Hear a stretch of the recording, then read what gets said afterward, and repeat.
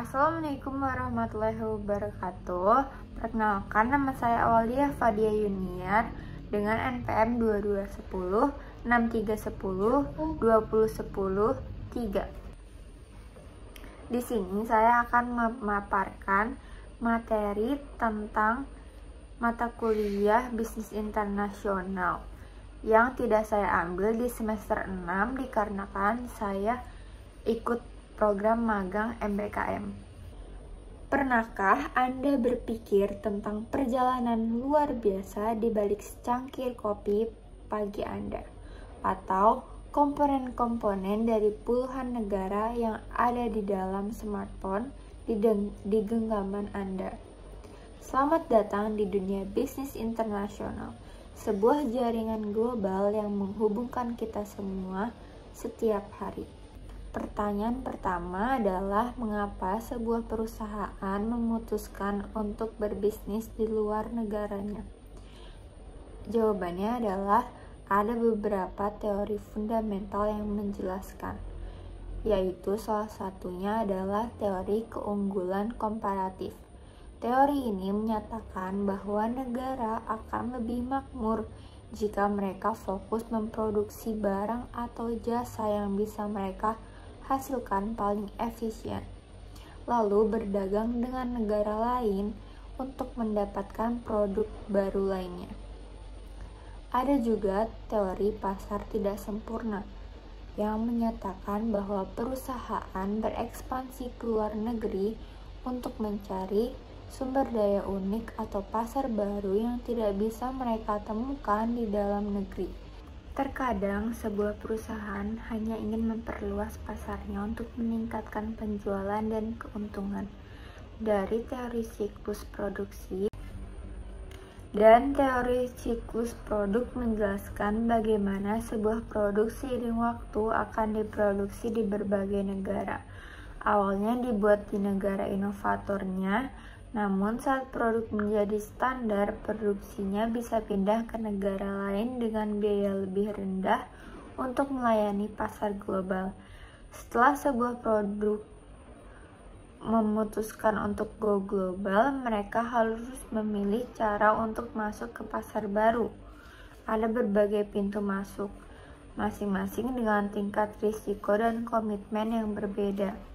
Pintu masuk yang paling umum adalah ekspor dan impor, yaitu menjual produk ke luar negeri atau membeli produk dari luar negeri. Ini adalah langkah awal bagi banyak perusahaan. Jika ingin risiko lebih rendah, perusahaan bisa memilih lisensi, yaitu memberikan izin kepada perusahaan asing untuk menggunakan teknologinya, atau waralaba franchising, di mana mereka menjual paket bisnis lengkap kepada mitra di luar negeri.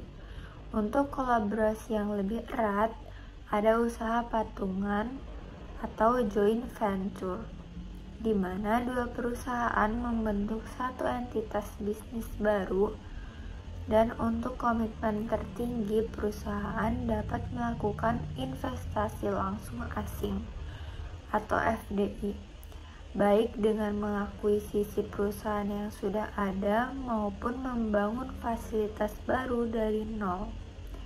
Mari kita lihat lebih dekat pintu masuk paling umum, yaitu ekspor dan impor.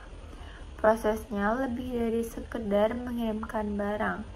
Ini adalah tarian yang terkoordinasi antara penjual, pembeli, bank, dan perusahaan logistik. Lalu, siapa yang bertanggung jawab atas biaya pengiriman dan asuransi? Aturan mainnya diatur dalam Incoterms. Misalnya, FOB atau Free on Board berarti tanggung jawab eksportir berakhir saat barang sudah dimuat ke atas kapal. Sementara CIF atau Cost, Insurance, and Freight berarti eksportir menanggung biaya pengiriman dan asuransi hingga barang tiba di pelabuhan tujuan. Proses ini juga melibatkan Proses ini juga melibatkan dokumen-dokumen vital seperti Bill of Lading sebagai bukti kepemilikan dan kontrak pengangkutan seperti commercial invoice sebagai faktur tagihan. Sekarang bagaimana perusahaan Indonesia membayar pemasoknya di Jepang? Mereka tidak bisa menggunakan rupiah untuk transaksi dalam yen. Disinilah pasar terbesar di dunia berperan, yaitu pasar valuta asing atau forex. Nilai tukar adalah harga satu mata uang dalam satuan mata uang lain, yaitu ada beberapa sistem yang mengaturnya. Dalam sistem fixed rate, nilai mata uang dipatok pada mata uang lain seperti dolar, AS, dan sebaliknya dalam sistem free floating, nilai tukar ditentukan murni oleh kekuatan penawaran dan permintaan pasar. Apa yang membuat nilai tukar ini naik dan turun? Beberapa faktor utamanya adalah perbedaan tingkat inflasi dan suku bunga.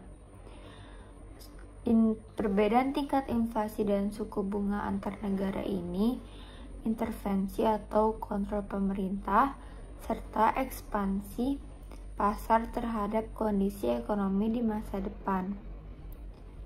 Peluang di pasar global memang besar, tetapi begitu pula resikonya.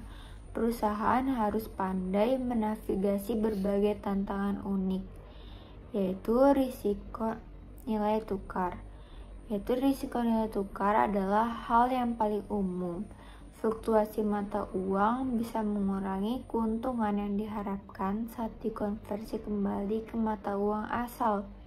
Lalu ada risiko politik, yaitu kemungkinan perubahan kebijakan pemerintah, ketidakstabilan politik, atau bahkan pengambil alihan aset oleh negara asing. Risiko kredit adalah kemungkinan mitra bisnis yang gagal bayar.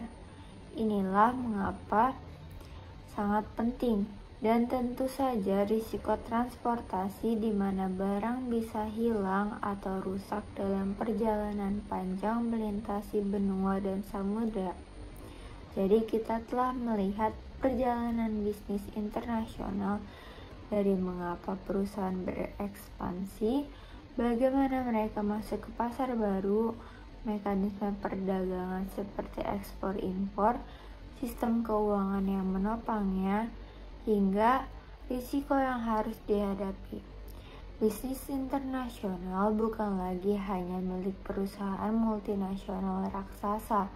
Teknologi telah membuka pintu bagi usaha kecil dan menengah untuk menjangkau pelanggan di seluruh dunia.